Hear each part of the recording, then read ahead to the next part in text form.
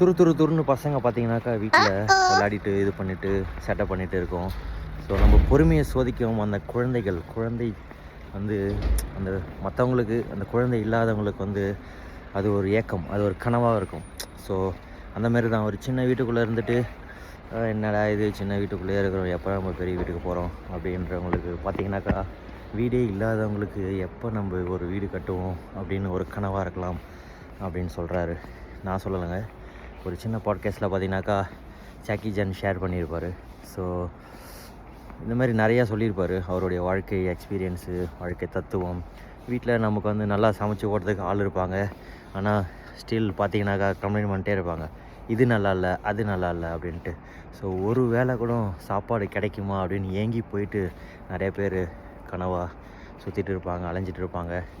அதேமாரி தாங்க நம்ம வாழ்க்கையில் என்ன கிடைச்சிருக்கோ அதை வந்து மதித்து அதை சந்தோஷமாக ஏற்றுக்கின்னு சந்தோஷமாக இருக்க பார்க்கணும். இதை தான் அவர் வந்து அந்த பாட்காஸ்ட்டில் சொல்லியிருப்பார்.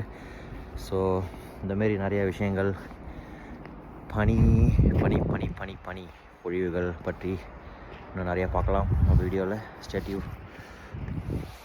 பாய்.